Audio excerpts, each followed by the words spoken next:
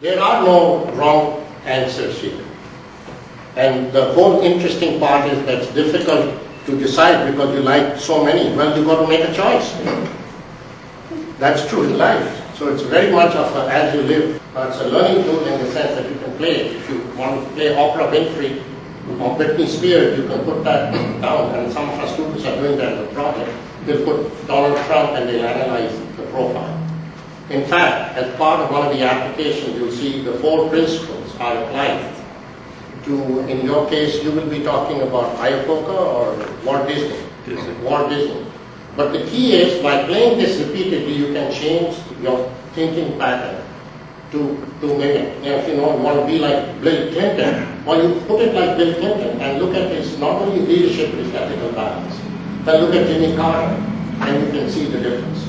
So we developed this about 10 years ago as an exam for students with a matrix, and then eventually made it into a software game offline, and then we put it online. And now we have a much more sophisticated algorithm. The key is not what the actual numbers are, it's how the numbers change with the way you change your thinking, consequently the selection of the answers you did. So it forces you to think. So that, in that sense, is a teaching tool. Now there are companies, healthcare organizations, manufacturing that actually use this for evaluating employees for interviews, because they get an idea of the mix of the person.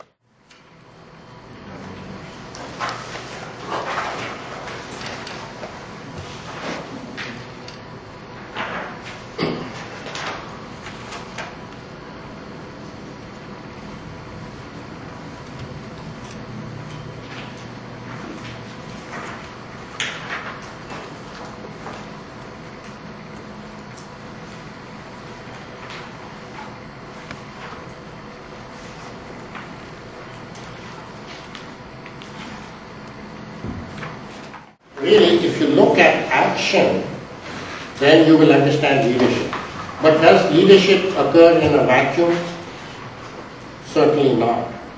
And neither does action. I think one gentleman there said that, did you say that there can't be leaders if there are no followers?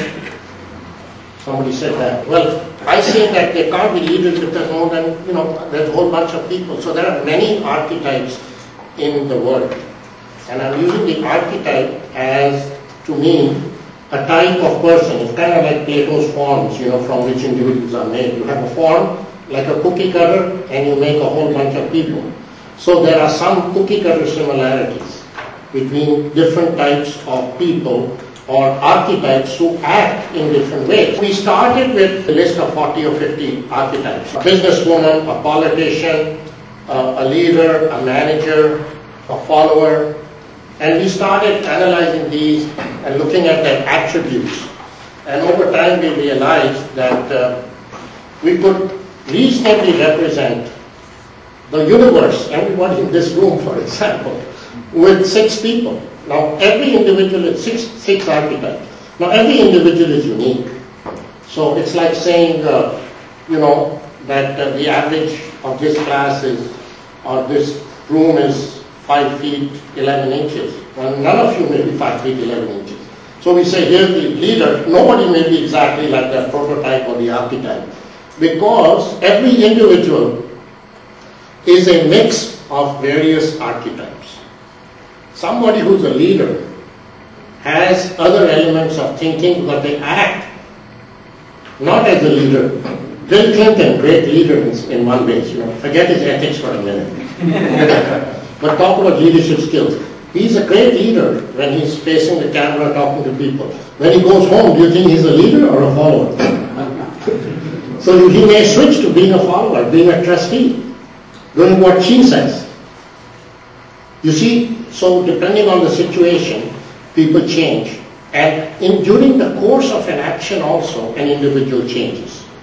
Now, the concepts that you are going to hear today and discuss are not limited to your personal characteristics. They apply wholly to corporations too. You can have corporations that are archetypes. I'll give you an example. One of the archetypes is entrepreneur. Are there entrepreneurial companies? Another one is a trustee. Are there trusteeships? Sure there are. Banks or those people who are actually not-for-profits who rubber stamp policies and they apply. Those are trustees. So we are now looking at attributes rather than individuals as such. So those attributes can apply to your personal life, they can apply to your professional life. So they can apply to your decision to which school you want to attend or who you want to marry. And they can apply to your decision which company you should work for, or if you're a leader, what new products you have to develop, what new policies or what new markets you want to go into.